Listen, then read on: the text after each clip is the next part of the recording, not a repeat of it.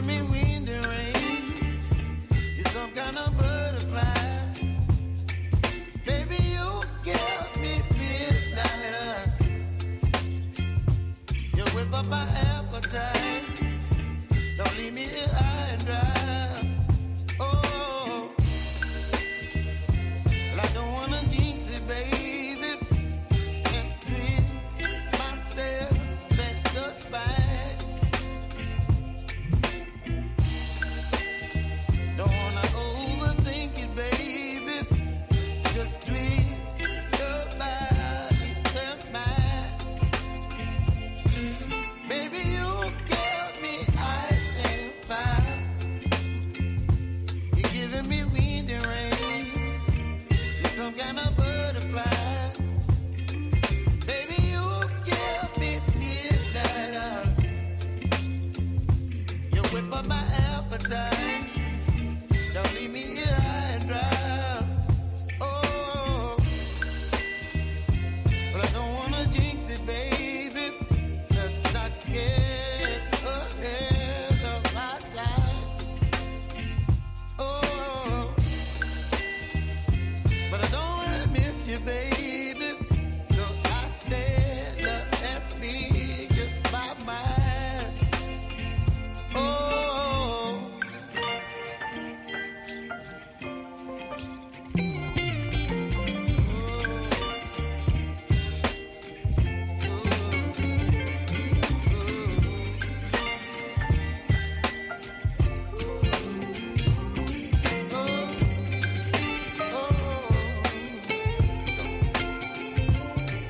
Baby, you give me ice and fire. You're chilling wind and rain. You're some kind of butterfly. Baby, you give me midnight. You whip up my appetite. Don't leave me here high and dry. Baby, you give me ice and fire. You're channeling wind and rain. You're some kind of butterfly. Baby, you give me midnight. You whip up my appetite. Don't leave me here high and dry. Oh, oh,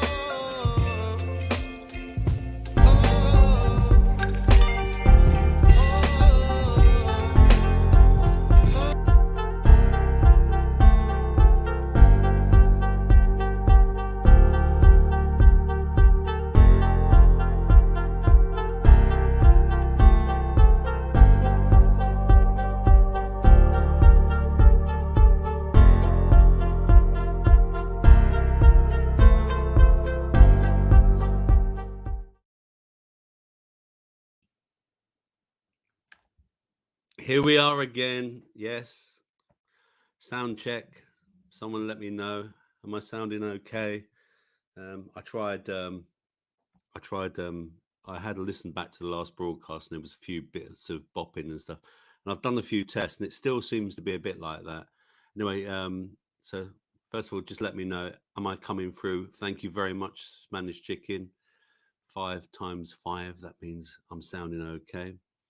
Good evening, everyone. Welcome to the Health Freedom chat show and news show. And it's another show. Tonight, I'm only going to do an hour. I'm a bit tired, to be honest with you. I will tell you in a second what I've been up to. But how are you? How's everyone doing? It's been a busy day for me. It's been a busy day for everyone, I suppose. And it was a busy week as well. So let's say hello to a few people. Hello, Kitty. Hello, Spanish. Hello, Paula, and Miss Blue Sky as well. And there's a few other people that are sitting there. So there'll be a few more people coming into the chat, I know. I just want to say, so you may be surprised, I played a tune there. Yep. When I was going through YouTube Studio, I suddenly discovered that there was tunes that you can actually play that you're allowed to play as long, and you can. If I'm not, then I'll get a strike. But I'm sure I am allowed to play it. And yeah, I quite like. I went through a few, and I quite like that one. That was called Ice and Fire by King Canyon. Yeah, did you like that? Did you like that? I quite liked that. I thought it was quite a good tune actually. Um, so yeah, I'll try and bring you a different tune maybe at the beginning of my shows. I'll try and just you can get all sorts. You can get classical. That was a bit reggae. You can get jazz funky. You can get moody, all sorts. Absolutely, there's over 1,000 tunes there. So I know I can use those all legally. Apparently, well, I'll soon find out if I can't use them legally. Um, this was a real last minute. In fact, I wasn't going to do a show. I must clean my glasses. They looked. Bear with. Yeah, just bear with. Hang on a second.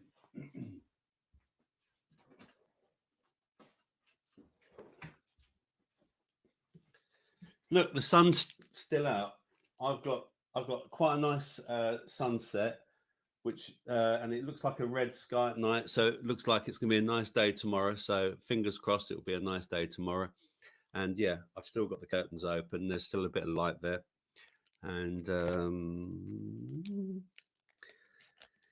yeah. So I've had a really busy day.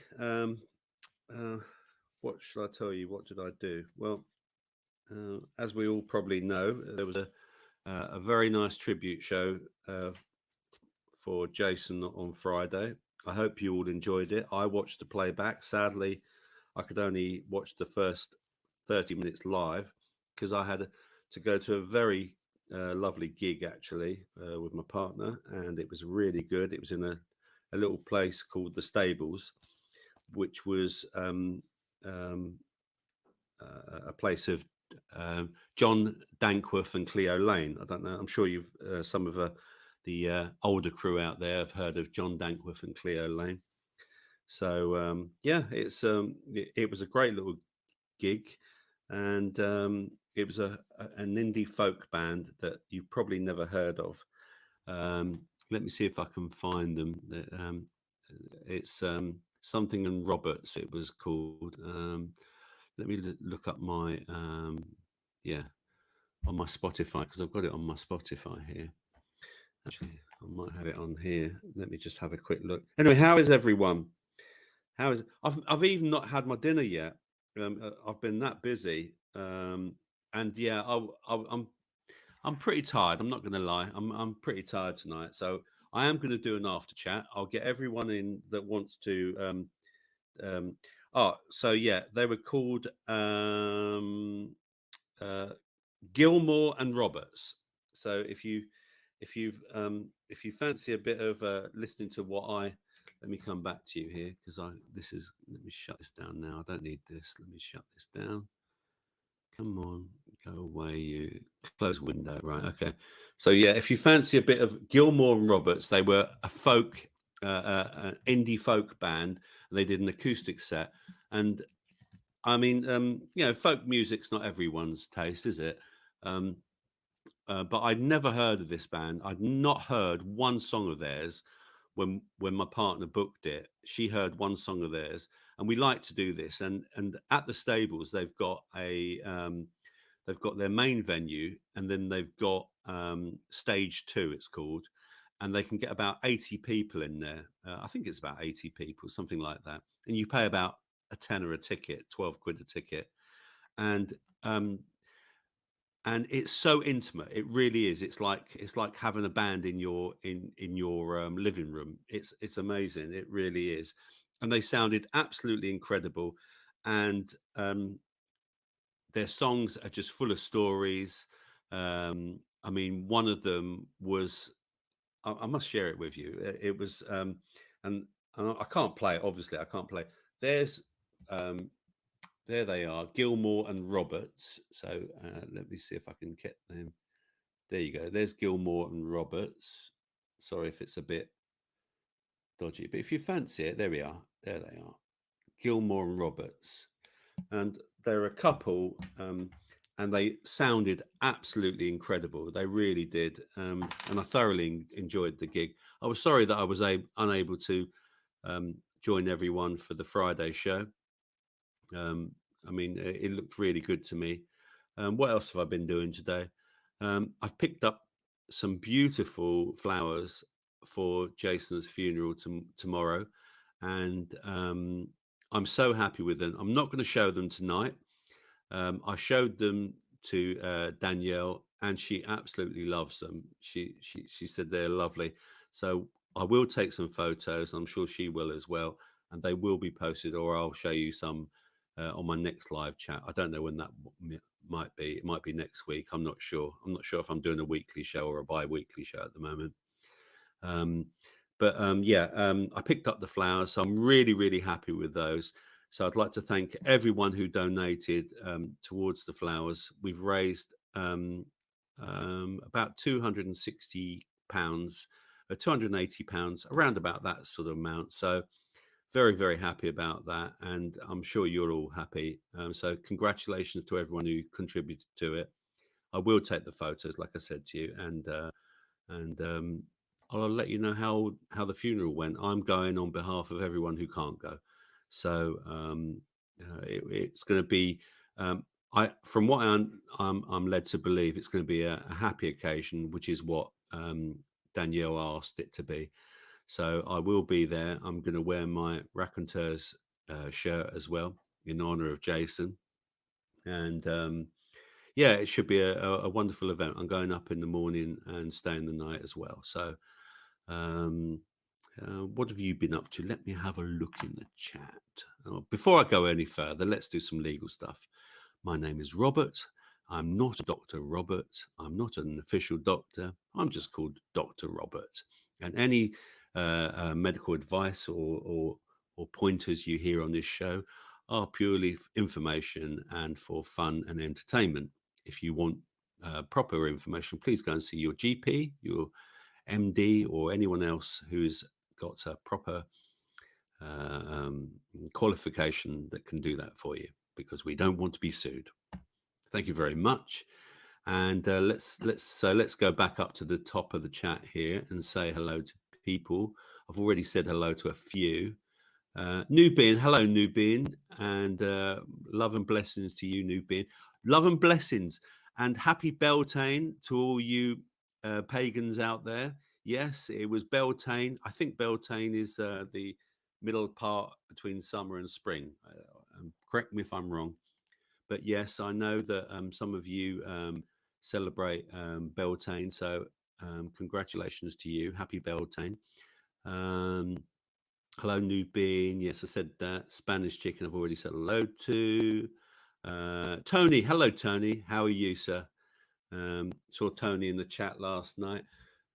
Cookie and Pete were on form as usual. Great show. Loved that. Very good show. So informative. He really is, Cookie and Pete with his memes as well. Absolutely brilliant. Love that show. And let's see, anyone else? Hello, Sean. Sean Hammer's in the house. Good evening, Sean. Thank you for joining us. It's lovely that, and Chris is there as well. Hello, Chris. Chris is in Asda. Does anyone need anything? No, I'm all right. Thanks, Chris. I've got my steak all ready for later, for after the show. I'm having a nice sirloin steak with some mushrooms, and I've already munched on the sweet corn raw because I just couldn't resist it. Yeah, I'm very good, thank you, Tony. I'm very good. I've had a really busy day. Yeah, I had to. I bought a car about 2 months ago, but I've just been so busy. I haven't had a chance, and since having Ripley as well, Ripley made a nice mess in the back, and I really haven't had a chance to clean it properly. So I spent 2 hours today cleaning my car and the inside, and I got some very nice people to clean the outside, and they did a wonderful job for £8.50. Good evening, Kendo, and Kendo's in the house as well. So yeah, they did a wonderful job for me. So I was happy about that. So I've got a nice clean. There's nothing like a nice clean car, is there? When you get into your car, and it's really nice and clean, and you always think, I'm sure it's running better. But yeah, so all set for my long journey tomorrow up to Sheffield. It's about and a half, maybe a bit more, 2 and 3/4 hours. So yeah, I'm looking forward to the drive, and hopefully my car will take me there quickly and safely. What else can I say? What have you had for dinner? Like I said to you, I'm having steak tonight. I've also got a cheeky beer here as well. Do you like these little? I like these. These are like 4.5 um, um, little French beers. Do you like these? I like these. I'm not affiliated to any particular brand. No sponsorship. If you want to sponsor me any particular brand, you're welcome. Um, Nubian. Now Nubian. It's funny you should say that. Um, Dr. I'm curious about your copper coils on your allotment. Well, it's funny you should say that, Nubian, because I was just about to tell you all about that. I've got some more little pieces of copper here. Look at this. Look, see, there you go. So I've got some more copper. And this is, if you hadn't heard, the new buzz thing, Nubian, is electroculture.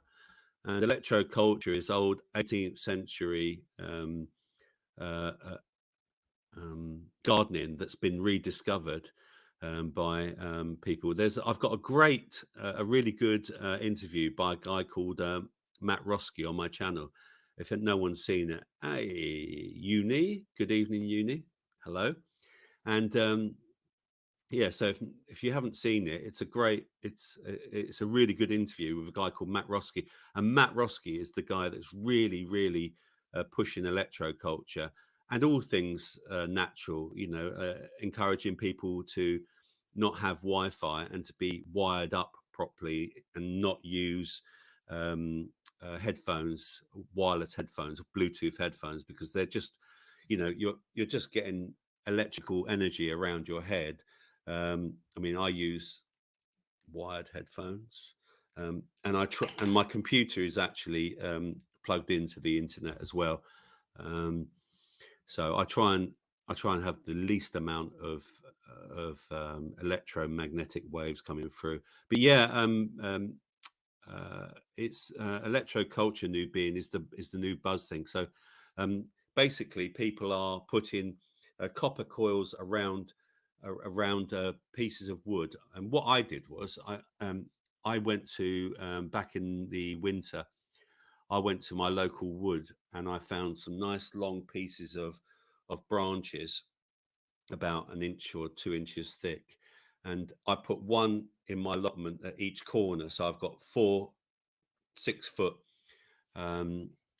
copper antennas, we call them, and they're meant to attract the ether and magnetic energy back into the soil. And what copper also does is it deters pests like slugs and things like that. They don't like it. But yeah, it's meant to really improve the soil. And also, I'm doing mini copper aerials as well, or smaller ones next to the vegetables that I'm planting. So it's meant to encourage larger growth, because what they discovered years ago was that farmers used to farm with copper instruments, not iron.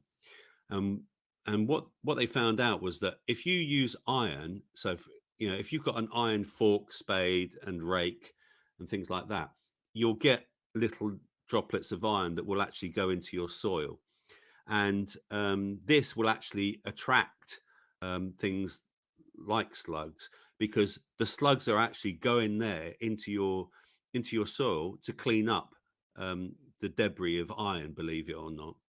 And so I've now I've got one copper rake, one copper spade, and one copper fork, and they cost me a lot of money. But all I did was I've turned over my allotment with those instruments, and I have to say the soil is absolutely incredible. I was watching one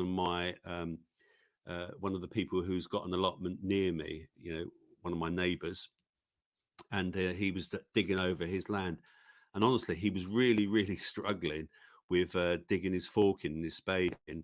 And I thought, well, this is this I mean, I put mine in and it goes in really, really easy. So I think there is something to it. The proof will be in what I produce. My rhubarb has just gone ballistic. I've already picked it once. It needs picking again now. I'm actually trying to find a place where I can donate my rhubarb. Although I can't believe the cost of rhubarb. 3 small sticks like this, 3 small sticks in my shop, and it was like £2 or something. And it's just I just couldn't believe it. It was just ridiculous. I do have some energy tools made from copper from a guy in Sweden. He did research on, don't remember the guy's name at the moment, and I do not remember the name I bought the stuff from either. Okay, yeah, yeah. I mean, do you grow new being? But yeah, I'm not touching anything other than copper onto my soil, and so far so good. It's all really looking well. The soil is beautiful. It really is. So yeah, I've spent 2 days in recently just on the allotment. We've got some really nice. I've done some YouTube shorts. If you want to follow, look at them, or please go to my channel. I might post them on here. Good evening, Pete. The Starfish Troopers podcast is here. Good evening. How are you, Pete? Well done. Great show again last night. Really enjoyed that. Yeah, so I'm doing some shorts, and one of my shorts is gone. Yeah, they're really going a bit ballistic. One of them's like had 600 views in less than a week, which is, I mean, I've only got 200 200 or so subscribers, but yeah, people are really enjoying the electro culture. So let's see what happens. You know, maybe actually, I have got some examples as well because I've been doing some inside, and I was going to talk about this anyway. I've got my poinsettia. Now, my poinsettia or poinsettia is a Christmas. They call it the Christmas plant, don't they? And this is the one that I've still got from Christmas. Now, most people's have normally died by now, but there you go. There's my poinsettia, and it's still going, and it's actually got new buds growing here, and there's also some new leaves coming up here as well. Now, a friend of mine, she had one, and it went leave site. No, cancel. What are you talking about? What? No, cancel that. And she had one, and it died, and she tried to keep it alive, and she couldn't keep it alive. And I said, "Give it to me." I said, I'll bring it alive." So I got one of my copper aerials, like it was in here, and here's another one, and here, there we go. Look, there's one of my copper aerials. See, and I don't know if you can see. I'm sure you can. There you go. Look, it's coming back to life. Back to life, back to reality. So I'm very, very happy about that. And I've got a north-facing garden, and it's yeah, I don't get much sun. I get it literally right at the end of the day. Yeah, it's a beautiful sunset out there. Red sky at night, shepherd's pie delight. Red sky in the morning, shepherd's warning. Or sometimes in Wales, red sky in the morning, English houses on fire. You have to be a certain age to know what that means. Oh dear. So let's have a look. Let me.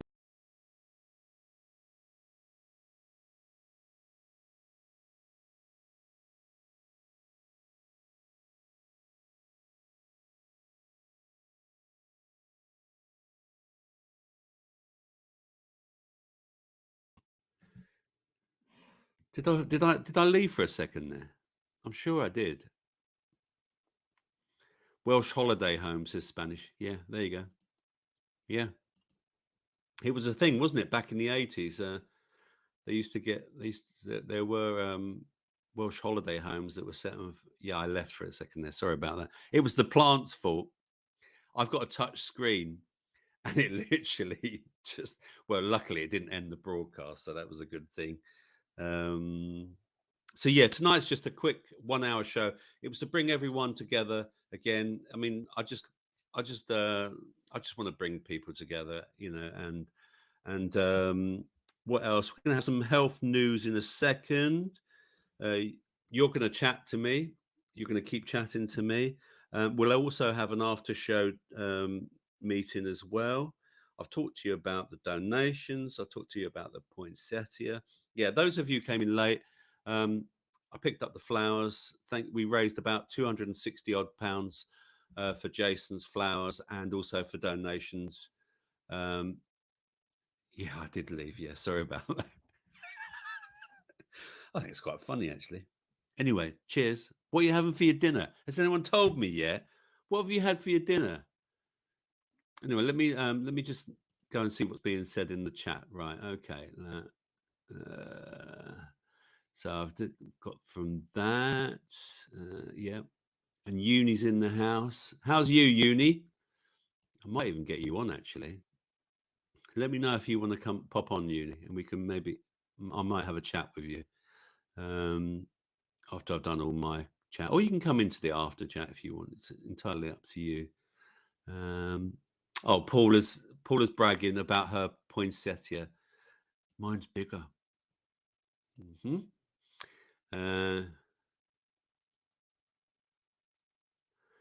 Yeah.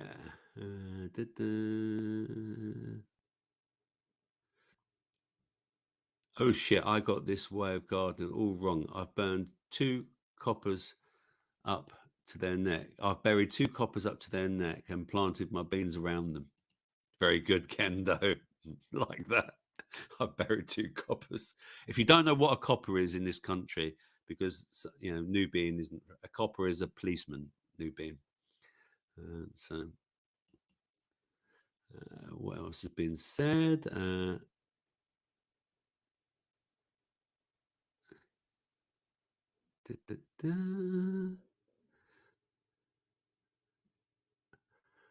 Welsh holiday house. Yes, I know Spanish. Well done, Rob. Yeah. No, it was the plant's fault.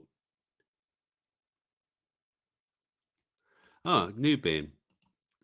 I got my copper tools for healing. Check out Tony Panzer. There are some YouTube clips where he also tells about where he got his info. Okay. Tony Panzer. I'll have a look at that for healing. Well, yeah, I mean, some people use copper bracelets. I bought my mum some copper soul inserts. And that guy, Matt Roski, he's actually, he drinks out of a copper cup. So I'm thinking about getting myself a copper cup. I mean, I over here, I think is it there? Yeah, there. I don't know. Is it there? I don't know because I never know whether it's backwards. But my water has got. I also magnetize my water, Nubian as well, because I hear that's meant to be good. My son has been growing some plants as well, and he's using magnets around them, and he's getting very successful results with magnets as well. Good evening, Mascara. How are you, sir? Good evening. Let's have a look. Yep, good. So yeah, having a beer. Here's cheers to everyone, and cheers to our departed Jason.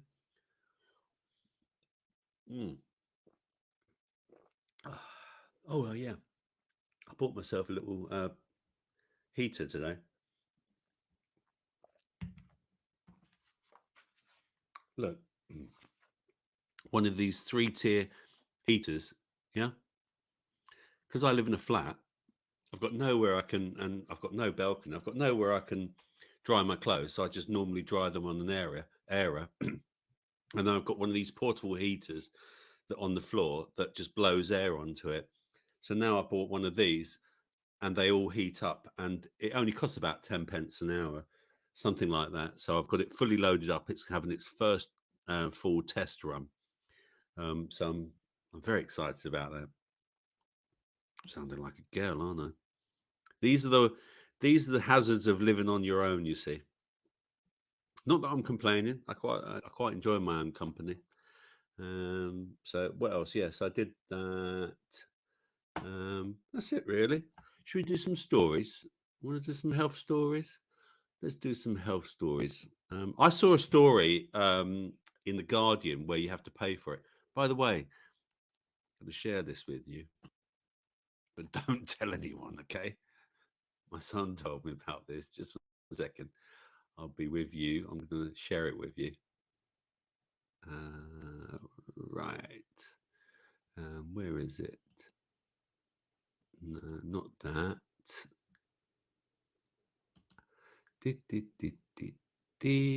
Bookmarks. Okay, down to bookmarks.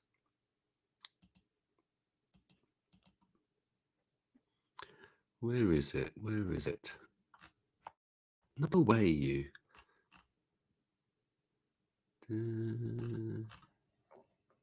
Why didn't it bookmark? There's a site that if you want to, if a site is charging like a particular news site, there's a way around it.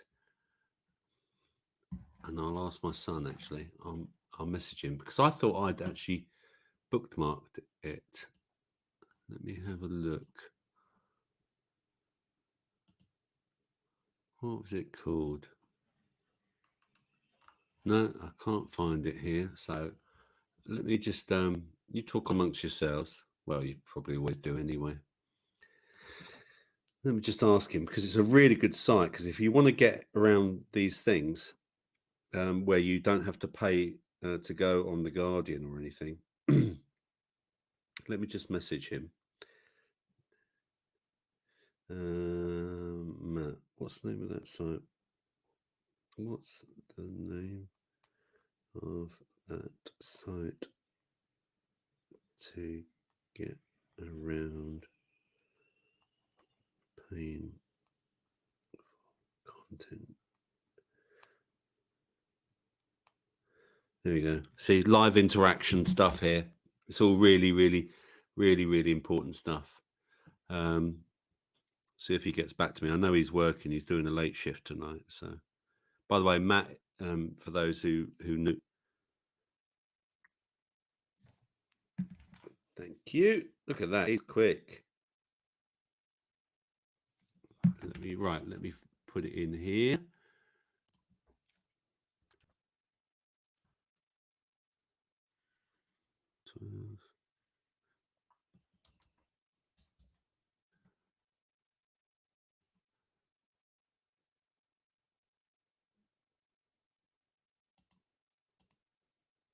Right, here we go. Okay, so if you want to get around content, okay, well, you have to pay for it, like the Guardian or anything like that. Go to this site. I'm going to post it in the chat and try it. Yeah, it's called 12footladder.io. And so where they say, oh, you can't carry on reading this story, if you then copy the URL and then you put it in here, let me show you. For example, I'll share it with you. Present, share screen,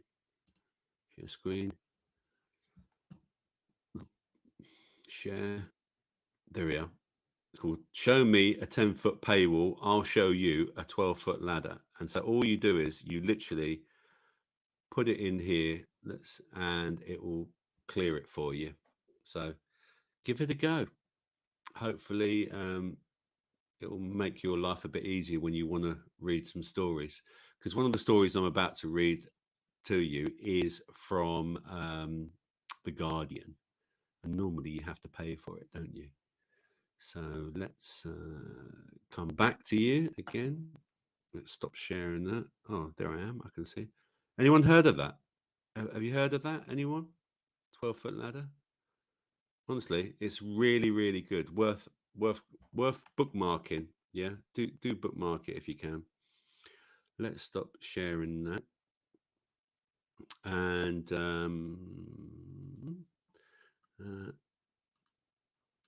here's the story for you. I'm just going to share it. Here we go. Right, so let's come back to you. And let's share the screen again. Present.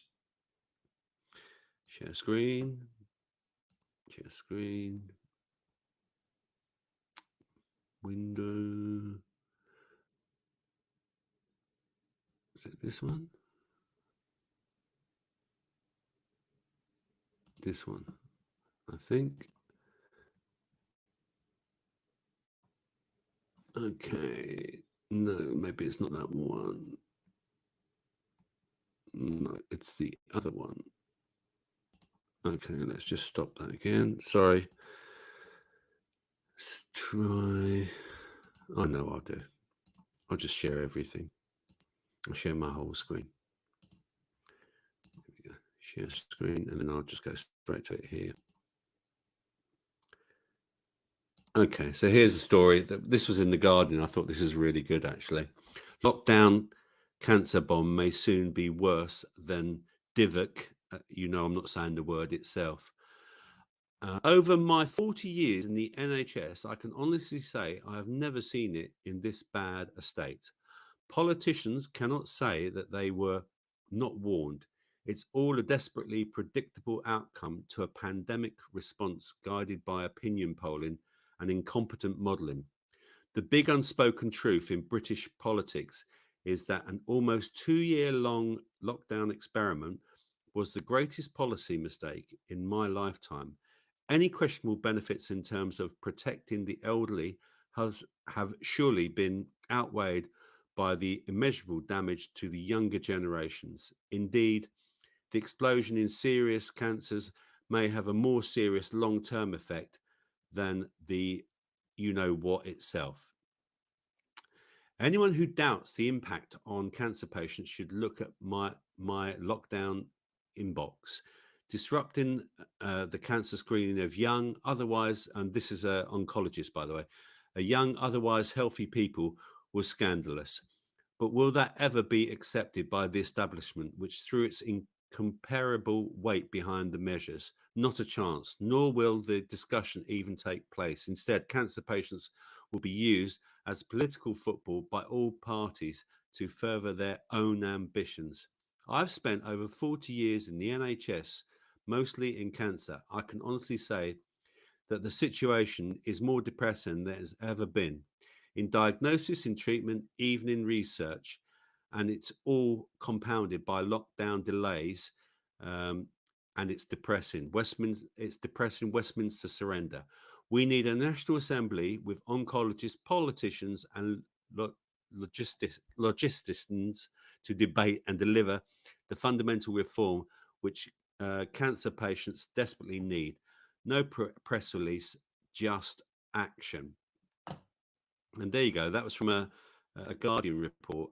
And I thought it was a really interesting comment and article, actually.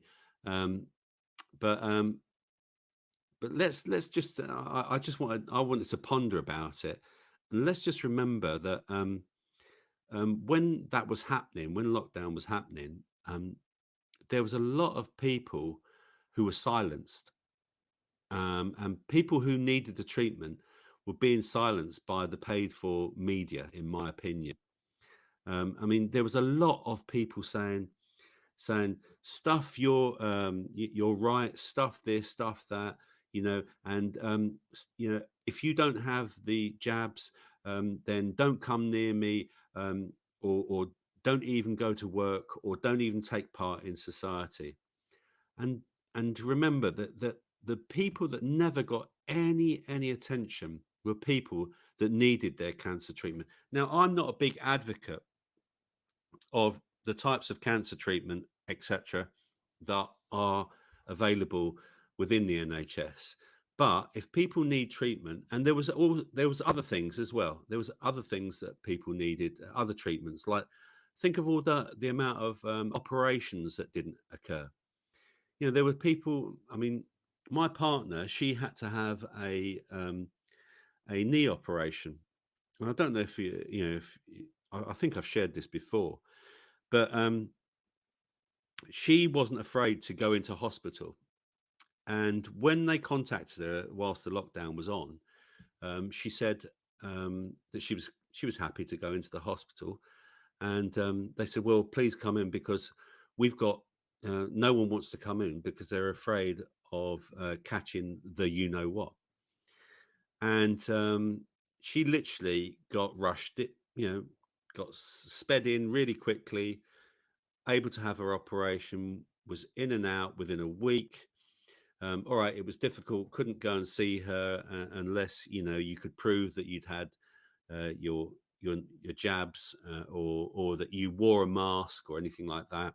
And that was a bit difficult and a bit contentious. I'm not going to lie, but the fact is that she was able to have that treatment, but they wouldn't allow people to go in and have cancer treatment.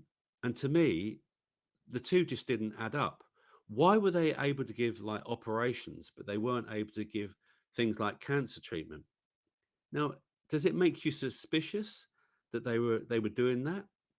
It makes me suspicious, because if operations were going on, why weren't other things going on? Why were they all dancing in the aisles, etc., and to stupid videos, making stupid videos, etc. Um, but there also, my suspicion is that there is no money, right, in making cancer disappear. Okay, now you've got so many charities, absolutely loads and loads of charities out there, cancer research, and I don't know the numbers, but I know it's probably into the millions of how much they generate each year. And I believe the CEO is on um, plus £100,000 a year. Okay, where is the policy to make it disappear?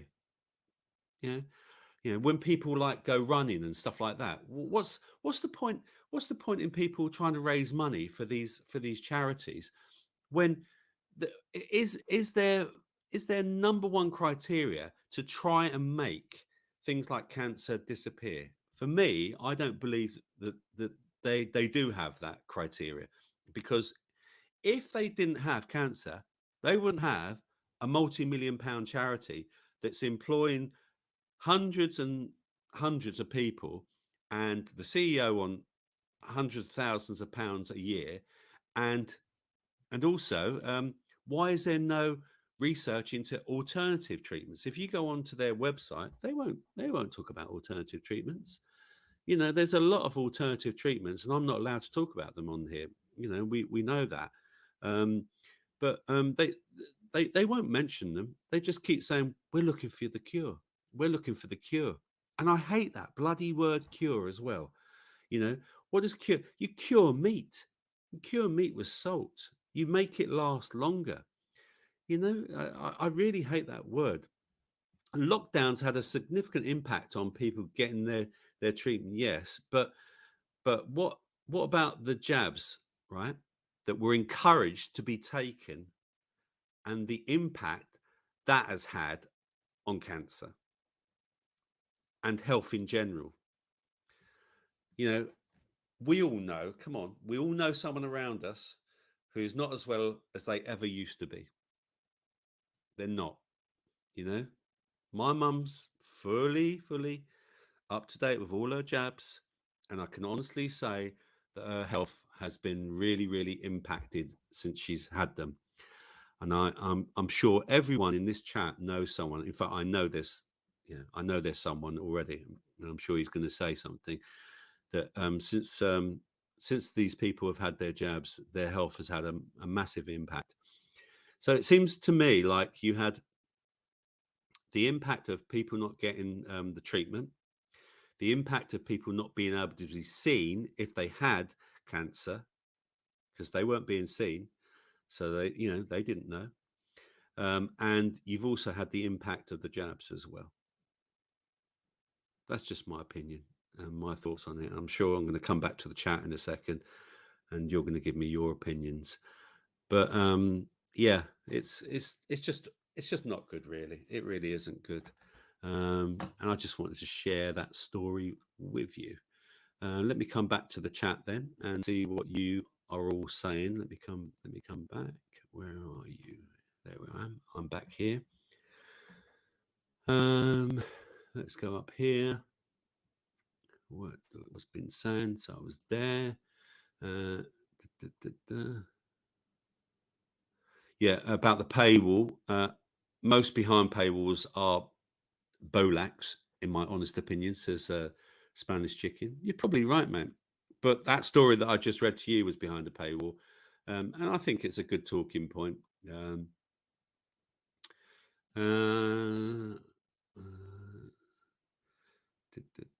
People chatting to themselves.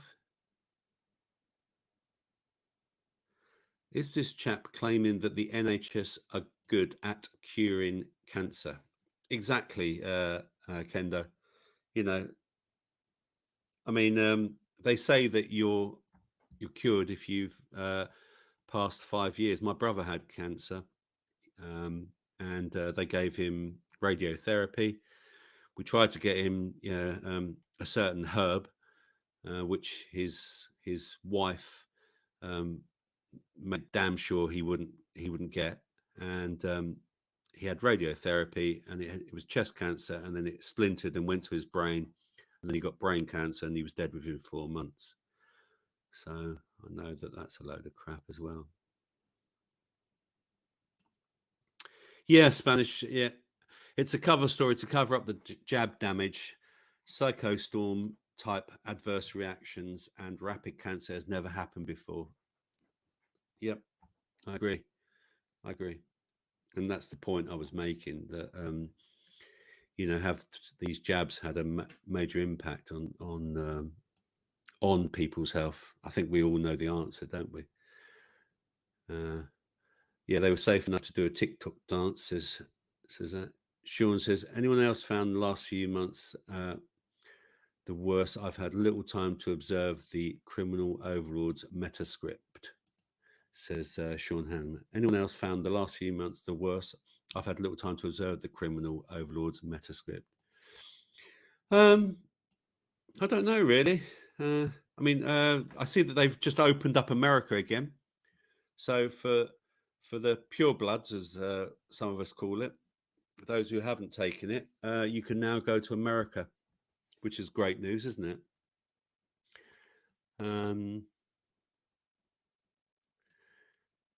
And Kendo says, my mate's treatment was delayed for 3 months. He had liver cancer.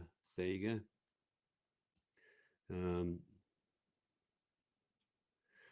Yeah, Sean makes a good point here. And they want backdated pay rise for those months of dancing too. It's a really good point. Really good point. Yeah, people like Pimlico plumbers, the fake Rod Stewart, telling people, if you don't have a jab, it's no jab, no job. It's as simple as that. No jab, no job. But by the way, I'm going to have to rescind on that about a year later and tell you that I didn't put it in writing because my legal department said that I could have been robbed blind by my staff. And by the way, I sold my business in lockdown and I earned loads of money.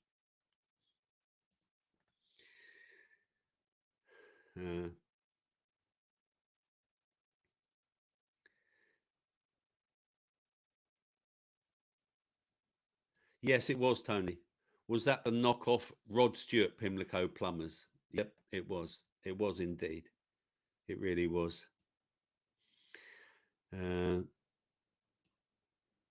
the 1939 Cancer Act prevents anyone from producing a cure.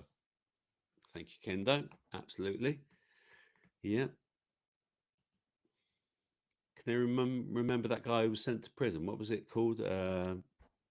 He had a cancer treatment. I forget what it was called. I probably shouldn't mention it here, really. Oh,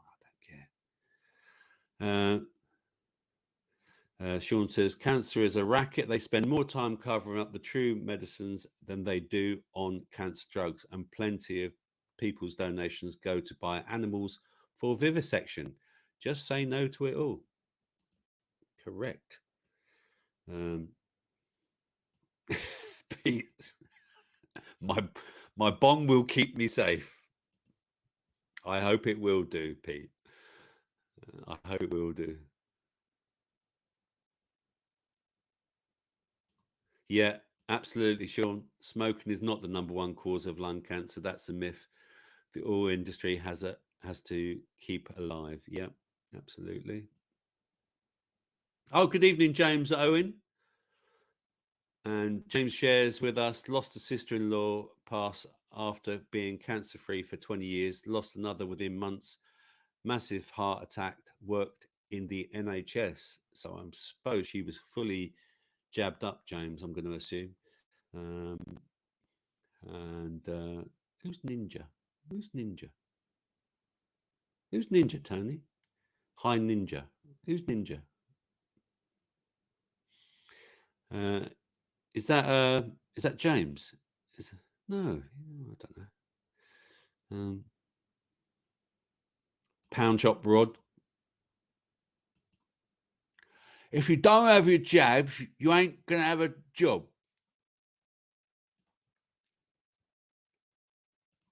Get rid of that.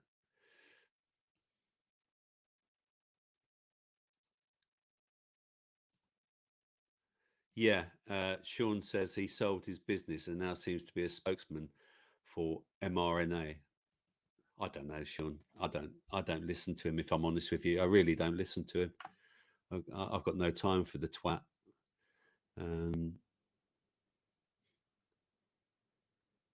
Probably Mascara said Snakes has probably sold it to the government. Yeah, yeah.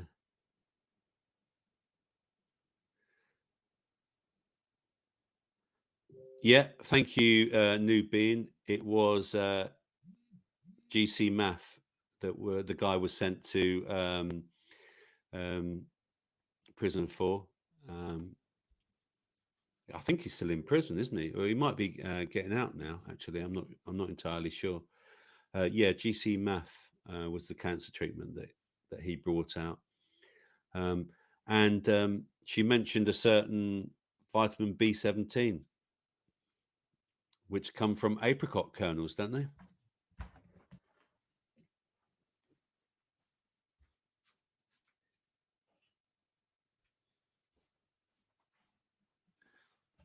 These things, apricot kernels, and you open them up, and inside, I'm not going to open one now, but yeah, they contain vitamin B17. Can't possibly say what they're good for. Not allowed to say anything like that. Yes, Robert Ninja, it's me, James Owen. Oh, I see. Why do they call you Ninja, James? Is it because you hide? You're like a ninja. You come out when it's appropriate. Thank you, Mascara. David Noakes. Yeah, thank you very much. The GMAF doctor that went to prison was a guy called David Noakes. Yep, I remember. I remember him being on Richie Allen's show as well, the Richie Allen show.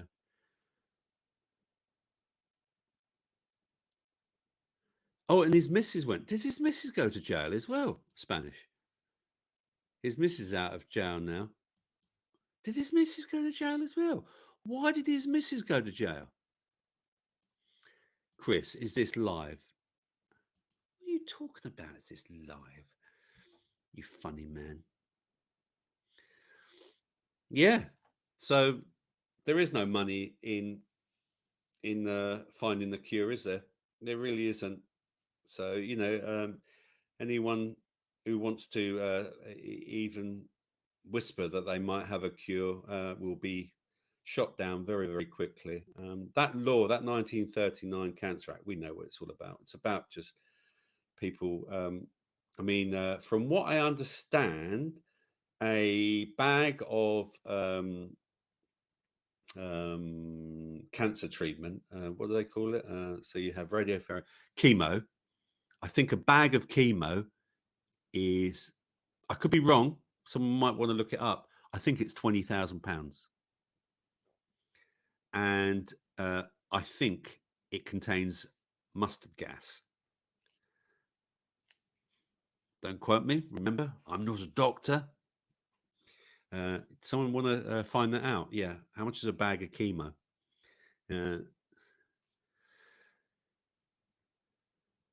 Why is my phone so quiet? I don't know, Chris. Why is your phone? Is that a joke? Cheers, everyone. What's Steve say? To the dead people, or something like that.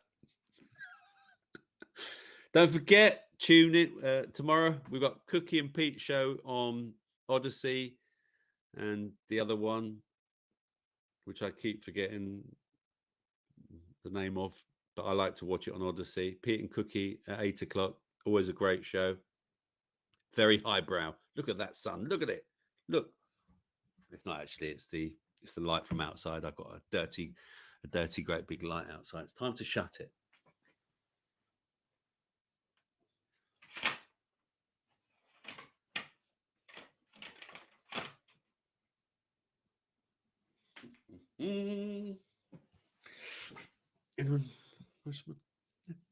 I know you're all big fans, especially Spanish.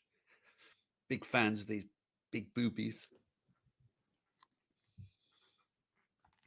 Oh yeah, what was I doing? I was having a drink. Christ, I've talked crap for 56 minutes.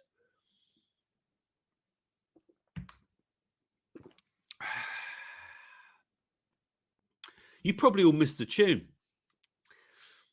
I might play it again, actually. We can all make a cup of tea, and then I'll come back with some more stories. Yeah, do you know what? It's my bloody show, and I'm going to do that. I'm going to play you. Has the after show started early? No, Pete, it hasn't. Shut up. Stop taking the mickey, you. Where do you get your memes from as well? They're very good. Yeah, do you want to go and make a cup of tea? Let's share that tune with you again, because it was very, very good. Listen to this. Here we go. I'm going to take myself out, and I'm going to share this with you. I'll be right back. Going for a little comfort break, okay?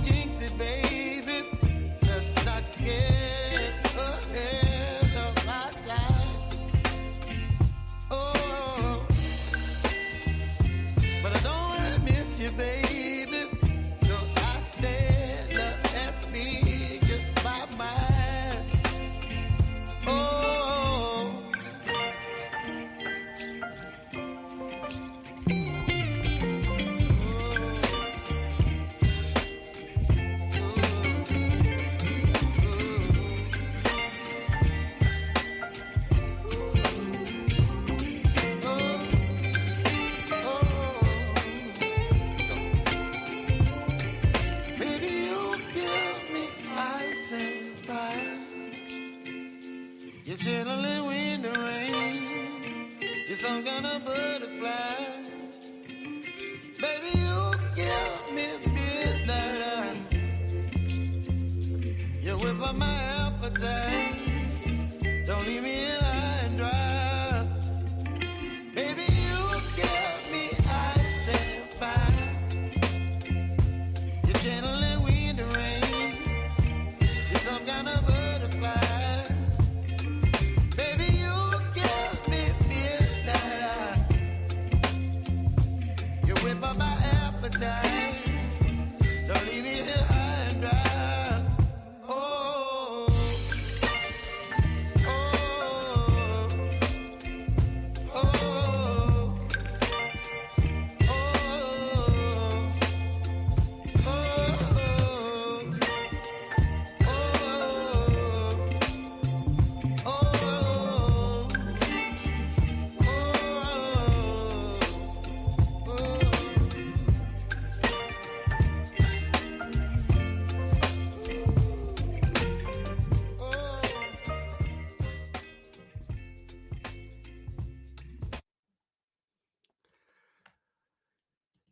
Did you enjoy that? Let me have a look. Yeah, thank fuck I've gone. Yeah. Yes. Did you enjoy that? Yeah. For no one, I did play that at the beginning, but there wasn't many people here, so I just thought I'd play it again, and it gave everyone a little chance to go and make a cup of tea, or have a little beer. I've got a little beer. Look, this is a very tiny beer. Look, tiny beer. That song, for anyone who wanted to know. Yeah, I was explaining to people, there's in YouTube Studio, there's loads of tunes that you can play and use on your stream. And that was Ice and Fire by King Canyon. I'm trying to, I can't include cool tunes like Pete and Cookie have, because they can get away with it. Cheeky fellas. Put the shopping away. There you go. See? Chris put the shopping away. What did you do? Did you go for a little wee-wee? Did you need a little wee-wee? Little wee-wee?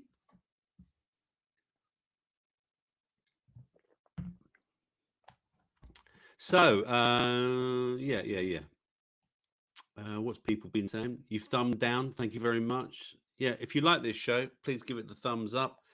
And if you're not a subscriber, please subscribe. Robert is purring again. Thank you very much, Ken. Yep. I love my pussycats. Sean, don't get vivisected, Rob. I like that. That's very good. Yeah. I saw that. Furries, isn't it? Have you heard of those? Anyone heard of those furries? People that actually dress up like cats and stuff, and then they just go meow and things.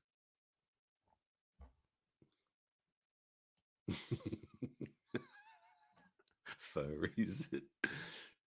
I know, but of course, trying to keep body vessels good. Oh, right, okay. There's just some funny chat going on. There's some funny chat going on. Glad you like that. There we go. It's his alter ego. It's just my funny way. There's too much doom and gloom in the world. You know, if I can make one of you laugh, then I'm doing a good job. That's fine. And I'm just bringing people together. That's all I'm trying to do, is bring people together. Let's give you another bit of news, mate. I like this story as well, actually, that I'm going to share with you. Right, so let's share this with you. Present, share screen. It's a little similar to the last one. So share. Okay, so here we go.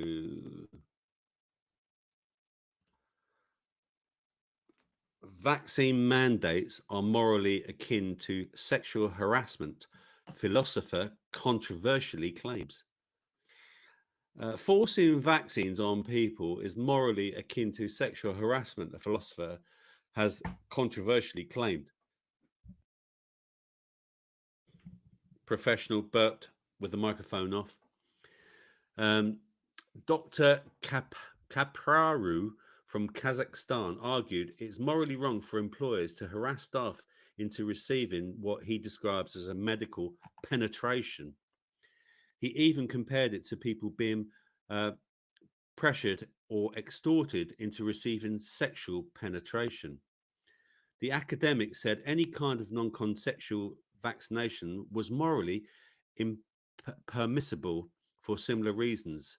And he wrote in the Journal of Controversial Ideas, he conceded the gravity of such incidents were not necessarily comparable. He argues non-consensual vaccination, such as physically forcing someone to get a jab, is wrong for the same reasons as sexual assault. Whereas policies enforcing mandatory vaccination, where people are threatened with harsh consequences like losing their job or having their movement restricted, is more like sexual harassment in the workplace, he claims. Such controversial rules were adopted in Britain and the US during the pandemic. And I know it's also adopted in parts of Europe or all over Europe. During the height of DIVOC, unjabbed care workers in England and healthcare workers in some US states were forced out of their jobs for refusing to get jabbed. Conservative politicians decried policies requiring vaccine passports, which haven't gone away, by the way, to enter the likes of nightclubs and other venues as a horrible curb on individual freedoms. For most of the pandemic countries, including the US and UK and Japan, have also required proof of DIVIC jabs for foreign nationals. Sharing his viewpoint in the journal, Dr. Kapraru, who previously studied in New York State, illustrated his point by describing a bizarre scenario where a virus emerges in 2025 with an estimated mortality rate of up to 1%, similar to that of DIVOC. In a twist, some people are naturally immune to the virus, and a weakened version of this protection can be somehow transferred through sex. However, as some people refuse to have sex with strangers, Dr. Kapru explains, experts are forced to develop a way of giving the same protection through a medical dildo instead. But some still decline because of the sexual penetration element. He then goes through multiple steps where the dildo is made smaller and smaller until, instead of delivering immunity through sexual contact, it does so through the skin, essentially becoming a jab. But for some people, this is all still not enough. Dr. Kapru explains that regardless of how small the object, it can still represent a violation of bodily autonomy, albeit no longer a sexual assault. It is a physical assault and one of particularly disturbing variety, he said. He then he enters the final stage of his narrative, where politicians adopt a carrot and stick approach to force the vaccine hesitant to get the jab, and an echo of some policies enacted during the very real DIVOC pandemic. Some people will be given money or other benefits in return for consent. Yeah, we saw that, didn't we? Get your free McDonald's and be entered into competitions, etc., etc. The rest will be banned from restaurants, shopping centres, trains, airplanes, buses. They will be fired from their jobs and banned from re-employment. Dr. Kapru therefore argued we should condemn non-consensual jabs and all pressures and threats to get people to sign up for jabs on the same logic we do for sexual harassment. We all agree that if a company threatens to fire an employee for refusing to have sex with the boss, that constitutes sexual harassment. Likewise, if the company threatens to fire the employee for refusing to be sexually penetrated with a medical dildo, that still constitutes sexual harassment. Dr. Kapru claims that his logic isn't meant to equate sexual or vaccine harassment as being equally wrong, but that simply both are morally objectionable. He concluded by claiming that in any situation where sexual intercourse would be considered non-consensual and therefore wrong, the same applies to vaccination. About 40,000 care staff in England were sacked in November 2021 for not being for being unvaccinated against Divok under the government's then no jab, no job policies. Ministers quickly U-turned on the policy and abandoned a similar move for the NHS. But the reversal came too late for the ailing care home sector, with industry bosses warning many wouldn't bother coming back to the hugely understaffed sector. While mandatory vaccination sprung into focus during the Divok pandemic, the idea is not a new one. Politicians have previously argued NHS and care home staff should be forced to get the flu jab to protect patients in the winter season. Some NHS staff already have to get the hepatitis B jab if they wish to work in parts of the health service where there is a risk of their blood could come into contact with patients with internal issues. When I was working in the NHS, I was asked to get the hepatitis B jab, and I refused. And I told my manager at the time, I said, I don't want it. And she said, do you know the risks? And I said, yes, I do know the risks. I said, look, I haven't got hepatitis. It's as simple as that. And she said, that's fine by me. And I was lucky. So I didn't get any hassle for it. But the department that wanted to give me the jab was very upset about it. This is meant to minimize the risk of medic passing the disease onto a patient if they accidentally cut themselves, for example, with a scalpel during an operation. I mean, I was putting drops into people's eyes and taking photos of people's eyes, so there was no risk. In the US, the city of New York enacted a Divok vaccine mandate for all healthcare workers and employers and customers of indoor dining, fitness and entertainment venues. Nearly at the end here. For example, some nations in the tropics require people from countries with yellow fever, a serious viral infection spread by mosquitoes, to have a jab before allowing them entry. They do this because, in theory, a person with yellow fever who enters the country could then be bit by mosquitoes, which could spark further infections. Dr. Capru's article is just the latest outrageous argument featured in the Journal of Controversial Ideas. Other authors have used publication to argue that it is ethical to let people who eat meat die, that a biological man claiming to be a woman is no different to them claiming to be a dragon, and even one where a researcher openly admitted to being a paedophile and argued that society to be more tolerant to people attracted to children. What the fuck? Do you see what they're doing here with this story? I mean, no, I'm not a great lover of the Daily Snail, but the Daily Snail, you have to take it with a pinch of salt and know that there's some really good articles here. And so, now, what they're doing here, let's just break it down. They're trying to, like, this guy's made some really, really good points. Then right at the end of it, they bring in where he published his article. There's also a story where someone argued that people need to be more tolerant to people who are attracted to children. I mean, that is just talk about ludicrous and trying to, just disrupt this story completely. It's absolutely ridiculous. What did you think of that? What do you think of that story? I like the way he points it out to being a dildo. I really did. I thought that was a very good point, actually. Let's have a look what's being said in the chat. Let's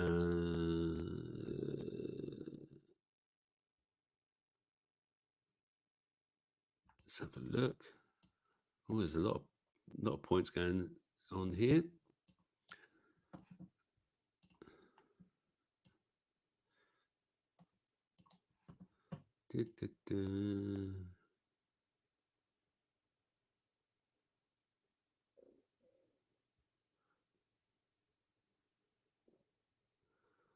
Right, okay.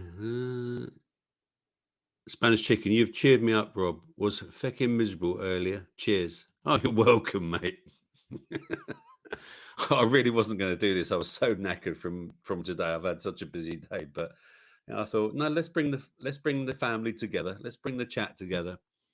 You know, I believe Jimmy might be doing a show Friday. I don't know. I've no idea. No idea. Um, uh, Chris, I was running in the sun today, Rob. What are you running for? Don't run, man. I'm thinking about getting one of those, like those exercise trampoline things, because I've read so much about them. They're meant to be really good for you. And I mean, running, it will do your knees in. It really will. It'll mash your knees up. When I started running, and that was about 10 years ago, I quickly realized that my knees were being smashed to pieces. Thank you, Nubin. That's very kind of you. Thank you. The Puss Master. Yeah, Sean says it's absolute penetration. Yep. I really liked the way he described it. I thought it was really, really good.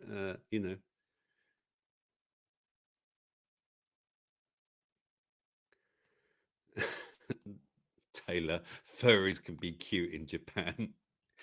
Oh, Taylor. Oh, dear. Dinny, are you lurking in the background? Dinny sent me a message, but I'm not going to respond to it. He said, I'm not coming on tonight, Robert. I just want a break from it all. Just want a break from it all. Sean says Charles' reign of terror will make him the worst monarch ever by far. Are you ready to pledge your allegiance, Sean? I'm sure. I'm sure you're not.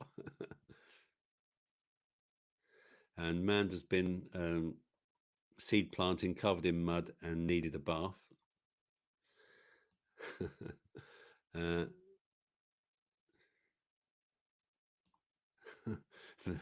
The next vaccine will be administered as an enema for all the sodomites out there.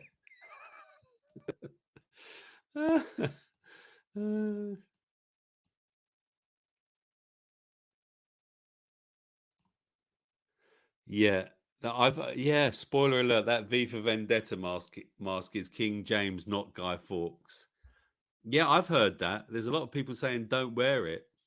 I always thought it was a bit dodgy anyway, Sean.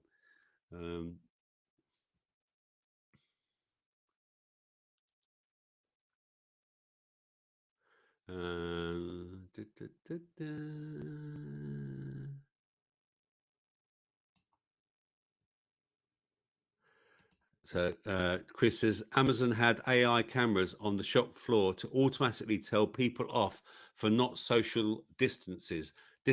I'm definitely getting fired if it happens again. Wow, that's bad, isn't it? That's really bad.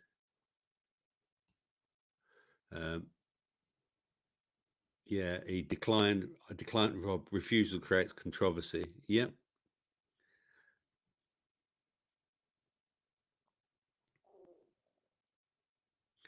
Yes, people are discussing Manda's bath.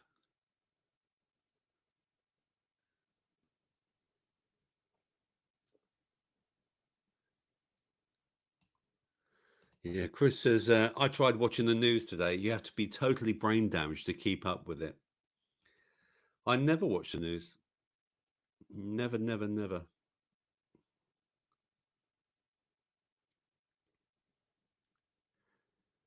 Chris says, get fit quick, Rob. What, by running? You can do exercise very, very quickly, even if you just run up the stairs, Chris. You know, they reckon like a 3-minute, workout is just as good as running. Look it up. But, everyone to their own.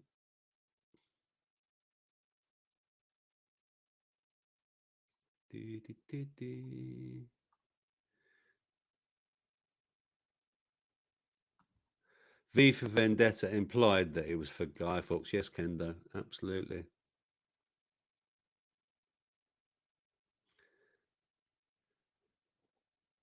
Yeah, absolutely. Oh, blimey. Done an hour and 20 minutes of wonderful health news and crap. What else have I done? Do I want to share anything else with you? I did, but let's do another story. I think I've got another story. Let me have a look. No, I don't want to do that one. I think I'll do that one. Yeah, I like this story. Yeah, okay. So I'm going to do this story, which is, let's get rid of that.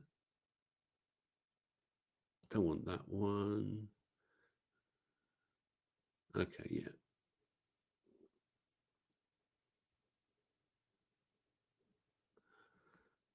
And I've still got that one. We can get rid of that one now. Right, okay. So I'm going to, let's bring you another story. Share screen.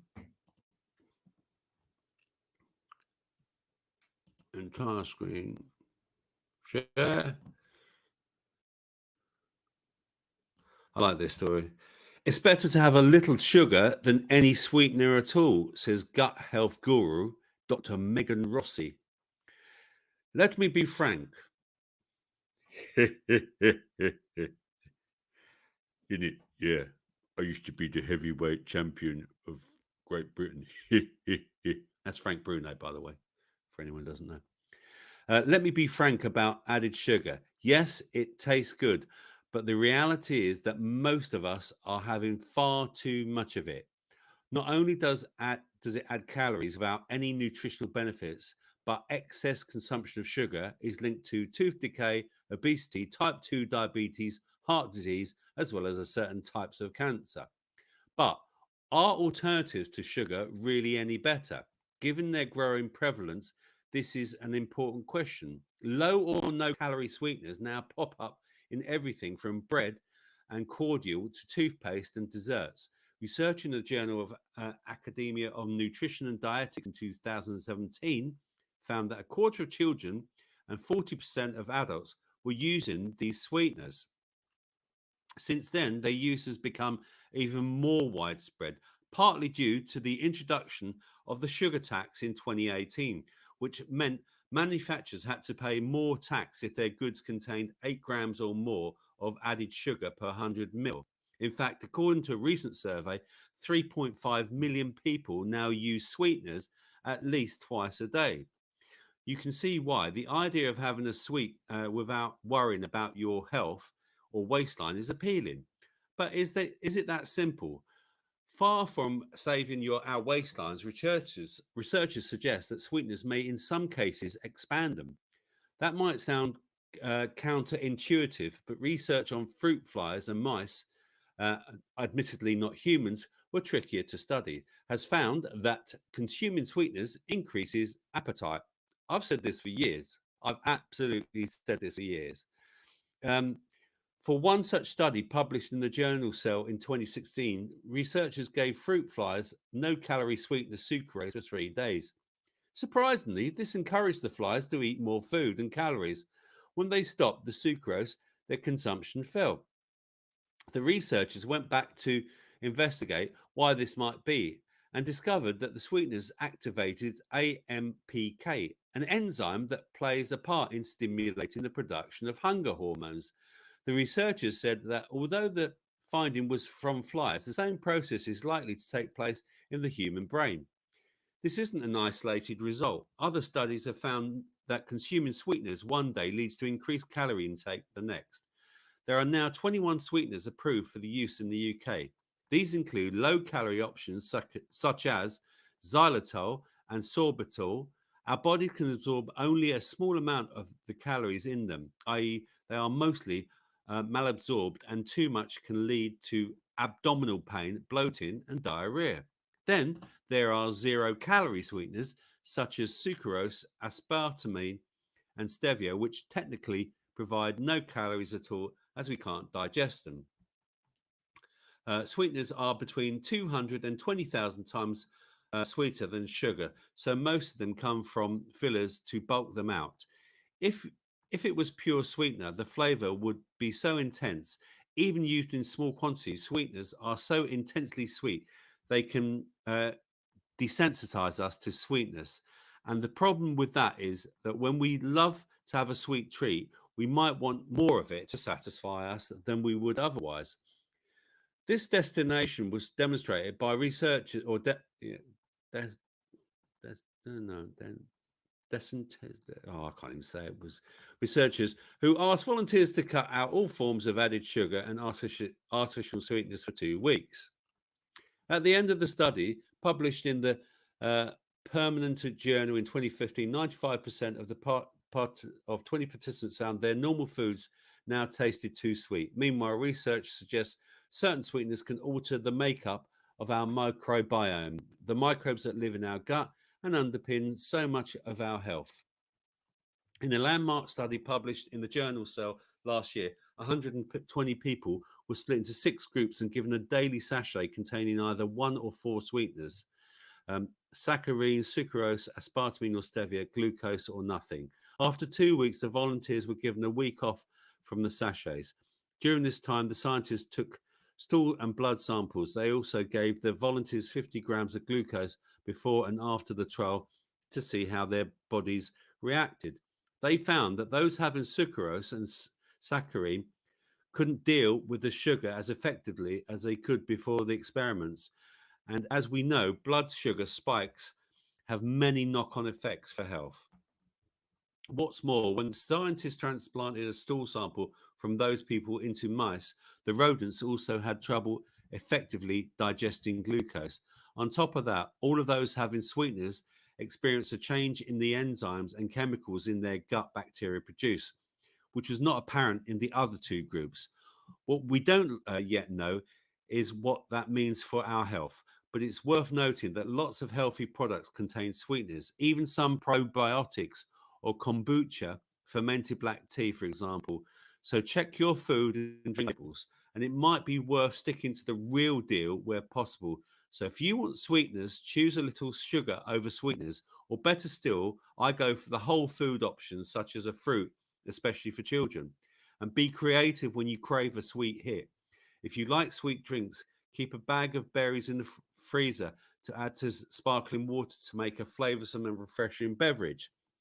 If you have added sugar or sweeteners in your tea and coffee, try cutting back slowly. Your taste buds take 2 to 3 weeks to adjust.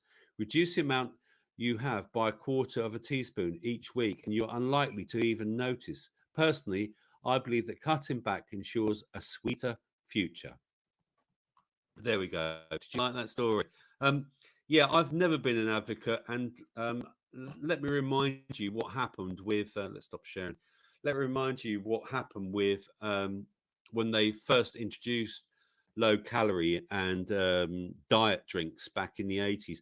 I think it took 10 attempts in America to with the American government to bring in low calorie or drinks. I remember the big one was Tab, because you remember in the Back to the Future, he says something like, "I'll have a a free Tab," which was free from sugar, and that's when it took them 10 attempts to actually introduce them. And once that was introduced, if you go back to uh, looking at people pre diet drinks being introduced, especially in America, or even here, but especially in America. Pete and Cookie last night, they showed a concert, a song from a concert. I can't remember. I can't remember. Was it Freebird or something like that? I don't know. Maybe Pete will tell me, or someone will tell me. Maybe Tony will tell me. But all the people in the crowd, all slim, all slim, completely all slim. So you can really tell the difference. I've never loved sweetness, and I've always said to people, have a bit of sugar. I've always said it. And also, what I would also say is what that article didn't say: if you are going to have sugar, have natural cane sugar. Okay, so organic. Try and have some organic sugar from cane, not white sugar. right? It might taste a bit more, but the amount that you use is it's worth it. It's worth the money. I used to have two sugars. I've got down to one sugar now in my tea. Leonard Skinner, thank you, Spanish Chicken. Yeah, Leonard Skinner was, and weren't they? They were all really thin in that video. In fact, I remember a few people saying, "Look at those young, healthy-looking people," and they were, they were, they were all young, healthy-looking people in the concert. Nowadays, look at us, and we advocate people being overweight, don't we? We put them on pedestals if we can lift them up. Sorry about that, Jake. What's people saying in the chat? Let's go and have a look.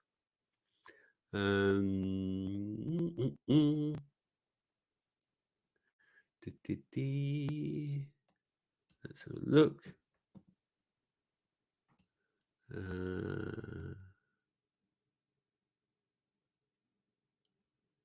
So, do you drink sweetness? Do you drink sweet drinks?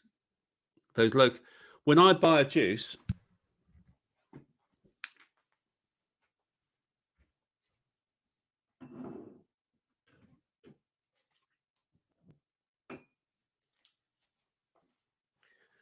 I've had these for weeks. Look, there's ginger and a hint of lemongrass, and these I make sure I've got sugar in.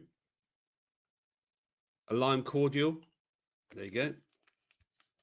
And I'm sure this one is also sugar.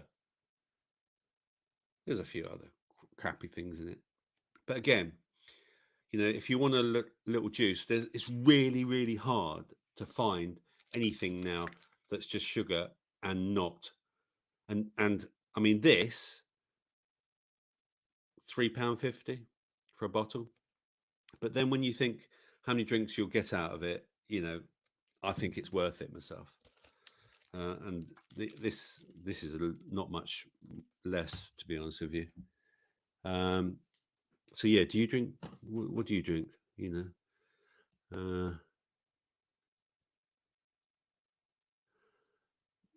Right, let's have a look.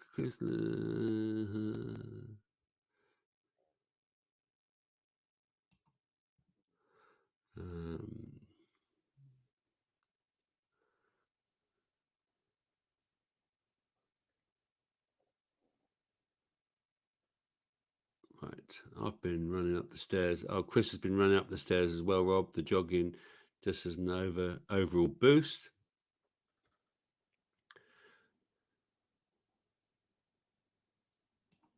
Yeah, there you go.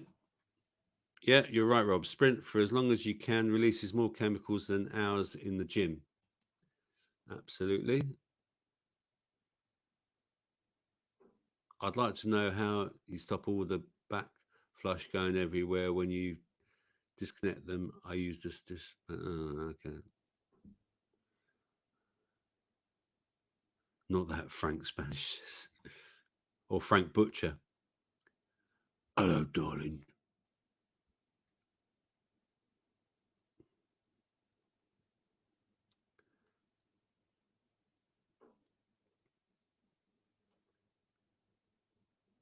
Sean says, I've never had a single one of those idiotic products. Wise man. Miss Blue Sky says, yes, and just like vape, we will find that sweeteners is so bad for you that we will need something just as bad to get off the sweetness. It's true.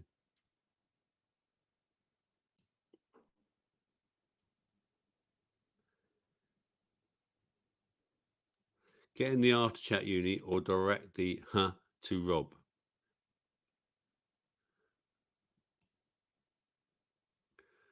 I'm ready to come on whenever he wants.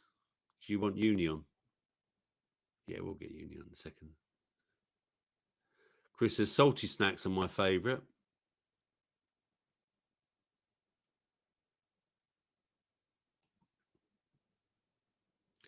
Yep. Pancreas and liver can see real sugars, not sweeteners. Absolutely.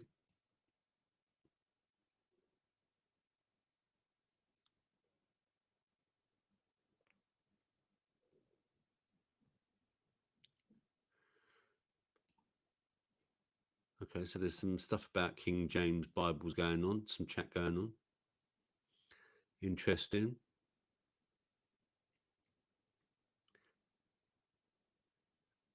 My goodness, there's a lot of chat going on about the Bible.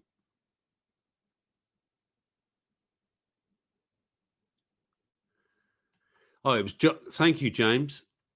Donald Rumsfeld brought in aspartame. Thanks for that, James. Yep.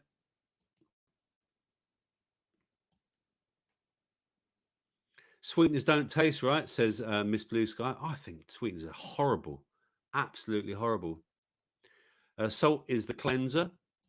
Yep. Good salt, Sean. Absolutely. We need good salt. I'm really into that thing now. In the morning, when I wake up in the morning, I put a couple of about 3 or 4 grains of salt on my tongue. I let it melt, and then I drink some water, half a glass of water, and then I do the same thing again a little bit later, and that way, then you're getting the salt into your cells properly.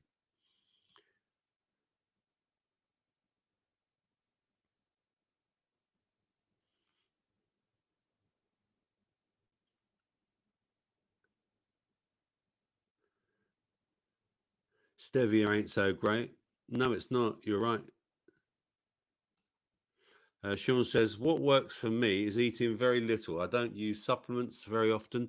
The body needs time to clean, and many foodstuffs clog it up. Eating too often keeps the digestive system on long play. Yeah, intermittent fasting, Sean. Absolutely. I tend not to eat. So I'm going to eat late tonight because I was coming on doing the show, but generally my last meal will be about 8 o'clock.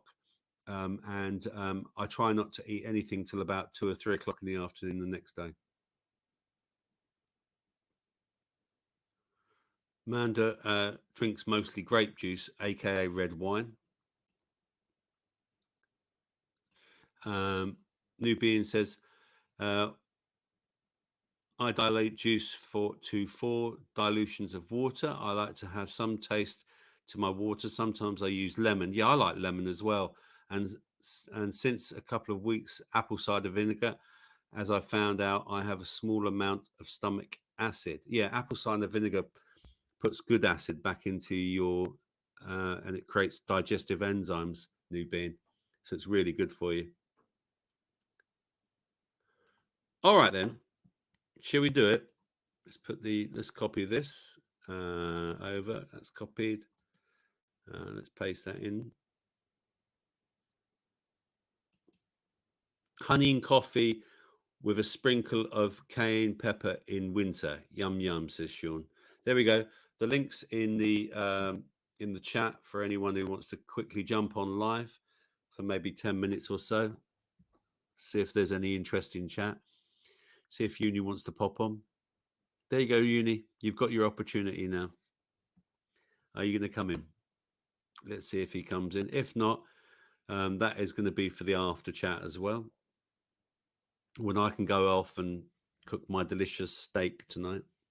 Steak, onions, tomatoes, and mushrooms with lots of black pepper and salt.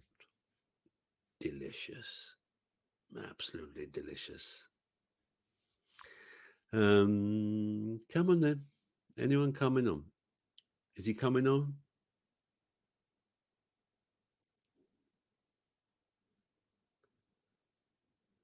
No talk about juice, Uni.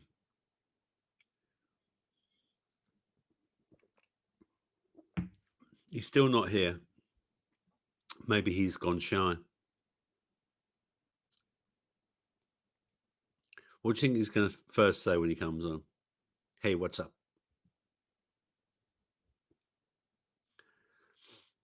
Well, we've gone a lot longer than I anticipated. I'm 40 minutes over my hour, so sorry about that, everyone. Don't forget, you got Cookie and Pete tomorrow night on Odyssey and other places, and then on Thursday, Tagoose is back. Steve Tagoose is back. I enjoyed his broadcast last week as well on Thursday. And yeah, it looks like no one else is jumping on at the moment. So I'm going to probably end the stream very, very soon. So just to remind you all, tomorrow we're going to say goodbye to Jason. I'm going up to Sheffield to take some lovely flowers, which I will post photos on the chat. I'll also put some photos on here next when I'm next on, and I'll also I'll share them in the Telegram channel as well. So we're going to say goodbye to Jason, and like Danielle said, it's a celebration of his life. So we're going to try and be as happy as we possibly can, even though it's going to be a sad time to say goodbye to him. I just wanted to say thank you, everyone who donated towards the flowers, and any money over from the flowers, which there is going to be donated to the hospice that previously had looked after Jason when he lost his leg. So yeah, rest in peace, Jason. And thanks again, everyone, for watching. Yeah, just a random show again. And I'll keep doing these random shows. And probably you'll all probably see Jimmy, I guess, on Friday. And he'll bring you up to date with Raconteurs News. Thanks, everyone, again for watching. Let's put the link back in for anyone who wants to come inside the chat here and have a chat. And thank you very much, everyone, for watching. Please subscribe to the channel if you haven't done. Give it a thumbs up if you haven't done, or don't. It's entirely up to you. And keep looking out for my shorts on my allotment and my electro culture. I'm trying to keep up to date with that. And I'm really getting out there planting now and hoping that everything's going to bloom very, very soon. Bloom soon. So take care, everyone. Come and join me in the after chat, and I shall see you maybe in about a week's time or something like that. Good night for now. God bless, and I'll see you very, very soon. Bye-bye.